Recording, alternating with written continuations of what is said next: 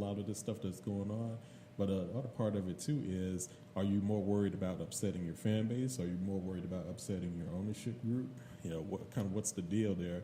Versus somebody like a Greg Popovich, he's got 5 rings as well, and he speaks openly and honestly about it. He's openly supported by his ownership group and his management team. So, there's a lot of different dynamics at play here. But I will also say this, just from a risk reward standpoint, it's very hard to get people to open up on sensitive topics like this, because the vast majority of us have regular 9-to-5 jobs, and we know that if we are too vocal on a lot of the stuff that comes out here and it presents our company potentially in a negative light, then there's repercussions behind it.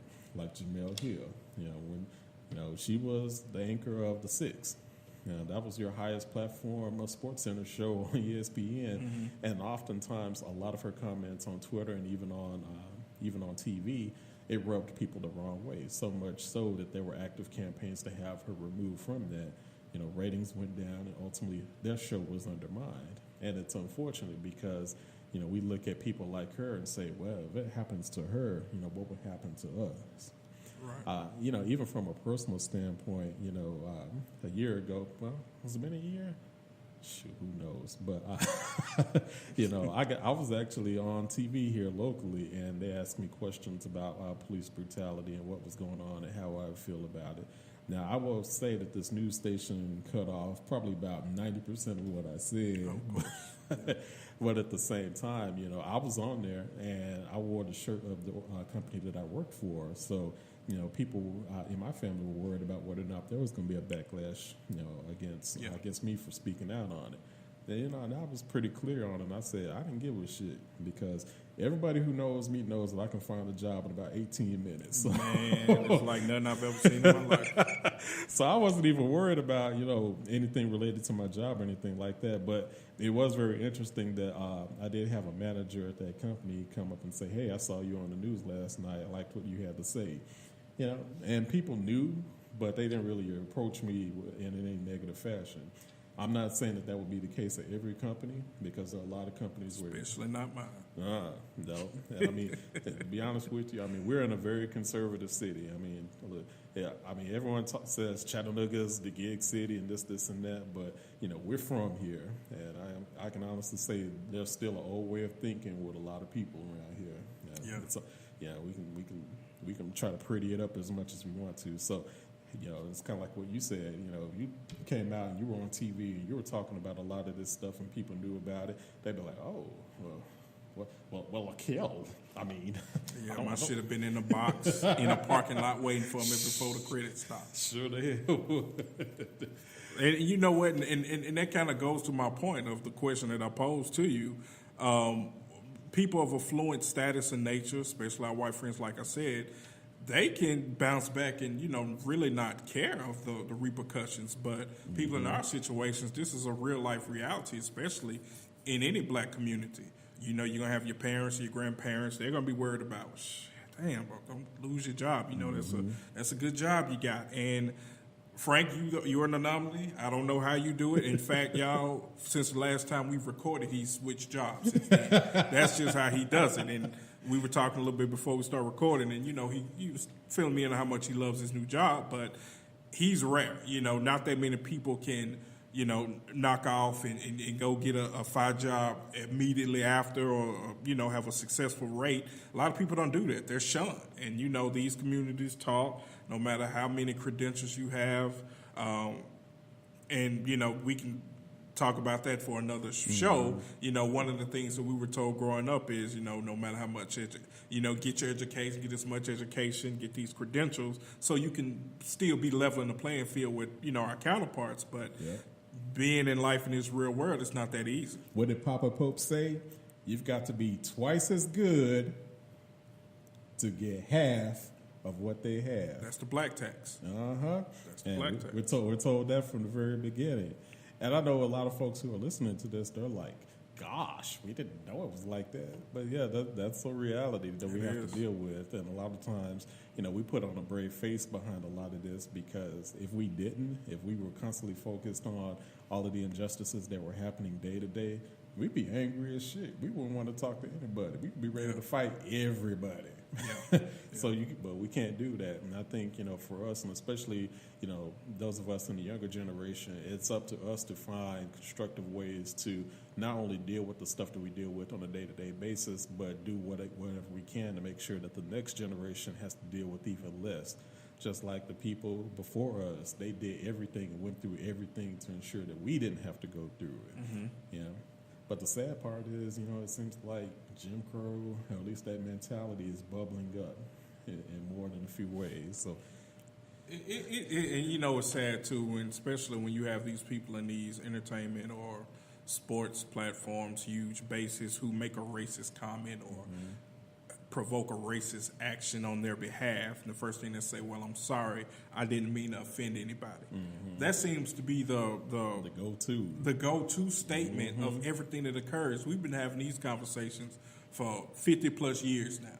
If you don't know what's offensive and what's not offensive, either you just don't get it, or you don't give a damn to get it, or you just systematically dumb fuck stupid, which I'm leaning towards it sometimes, but you just can't be that dumb and realize what you're doing is not right. Man, speaking of stupid though, man, Kanye. Jesus. Kanye. Wow, that just set me back a little bit. Now, I'm pretty sure you guys know some of the statements that Kanye's made. He made at TMZ.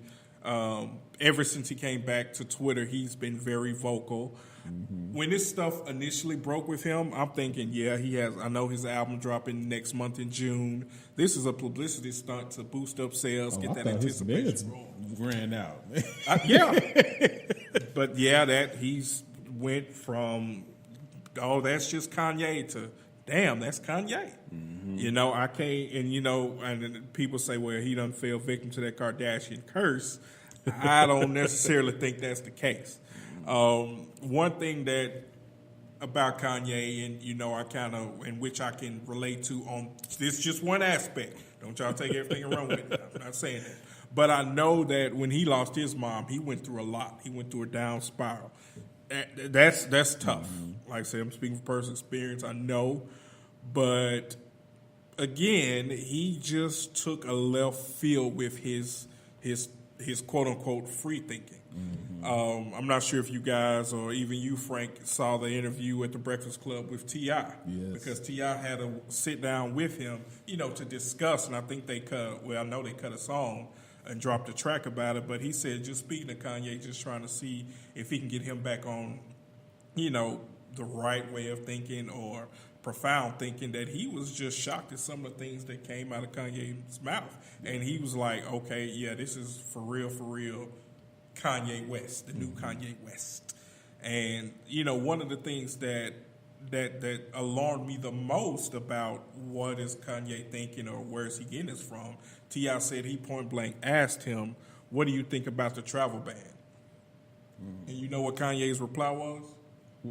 I remember what he said, but tell me again, because he wanted to know what's the travel ban. Yes. And when we all heard that, we were just up there like, what the fuck? Again, so, he's riding with the president, saying that he agrees with him, he loves him. That's his, what did he say, dragon?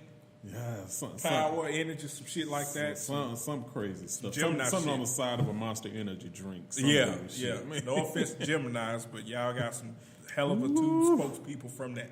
But yeah, he, that just kind of shows you, okay, is this dude for real? Because if you're going to ride someone to be that bold and make political statements, you should know the policies which these people stand on. The travel ban was one of the president's chief campaign strategies, and for you not to know what that is, come on, Kanye. Yeah. First of all, I'm not even calling him the president. I'm calling that motherfucker 45. Okay, yeah. I was just trying not to say his name. Fuck him and fuck what he stand for, man. Anyway. But, and it's funny, too, because Kanye is not the only one who thinks like that. He's the most prominent person who thinks that way, as far as black folks. But, disturbingly, there are a lot of black folks who also believe that. And that's something that we're having to fight as well, because for whatever reason, and I've said this a lot before too. Once people hit a certain financial threshold, they think that the rules and the way that the world is doesn't apply to them anymore, and it bothers the hell out of me, because how can you even sit there and think that, oh well, this doesn't apply to me anymore? Or if you say, oh well, this stuff only happens if you don't comply or if you don't do this, and that's not the case. And it's very hard to explain history and try to get them right where they need to think. A lot of times they have these opinions that are formed because of the groups that they hang out with, or the group of people that they hang out with, and they'll say, oh well, this doesn't happen to them, and since I'm with them, I believe the term that they call it is white adjacent. But what they say is, well, since I hang around with these folks, and since I do what they do, there's no way that this could possibly happen to me. And it's short-sighted, and then they become these folks that say, well, if I'm like this and I'm black and I made it and I'm successful and nothing's happened to me, why can't you do it? Yeah. And it's starting to become pervasive, to the point where it undermines the message and it undermines a lot of the work that was laid down decades ago, centuries ago, and now it seems like we're going backwards at this point. And it's unfortunate too, because I almost feel like we've squandered a lot of the gains that were made by our ancestors and even by our parents and grandparents during the civil rights movement. And I hate it. So now, do you think that ever since Kanye left Chicago, he just left that whole mentality behind? Because now, don't get me wrong, Kanye is a hell of an artist. He's made some hits and shit that I will listen to and still bump to this day. But even then, you can kind of tell the difference between what he wrote about then and what he's writing about now. Then it was more on some real street shit, how he saw things and, things he going through in his life. Now he on some mystical, magical shit, and he's in the, I won't say he's a designer, but y'all know Kanye's in the fashions, and I saw them fugly-ass shoes that he want to drop and release. Niggas love those damn Yeezys, man. I don't get it. I'm like, the fuck? These look like somebody just took some Astro pumps and threw a star on them, and he put them out there. You can't tell these little young folks shit, man. No, and crazy part about it, his first fashion show when he had all the models dressed like potatoes and shit, that was shit like slavery wear. Yeah. You know what I'm saying? It was reminiscent of slavery attire. And of course, and I don't have to repeat the comment with what he feels about slavery being a choice. But I mean, where are you getting this inspiration from? Your clothing line for your shoes? I mean, Kanye, come on now. And now, one thing I also peeped when he went to TMZ and had that rant. I want you to chime in and tell me what you think too. He came in, they interviewed him. He answered. He talked about the opioid abuse he suffered. He said he got lipo, which I'm shocked because I don't know too many rappers who admit to getting that. I don't know though. He was a little fat nigga though, man. So shit, either own it or lose it. And he chose to lose it, but he lose it the way other people do with money. Yeah. But that's beside my point. But he went on that rant, and and he went off. And TMZ, I never watched the syndicated show, but I've seen enough snippets and little clips to see the diverse makeup of the staff, which is majority white. Yeah. And so this is, like I said, this is how I interpreted when he did that rant. He got up, he said all he was going to say. He knew he was on a platform of media where he can explode and shock these white people, but he didn't see Van Lathan in the back, the brother. Mm-hmm. And so when the brother stood up and made his comment, that shook the shit out of Kanye. He didn't know what to do next.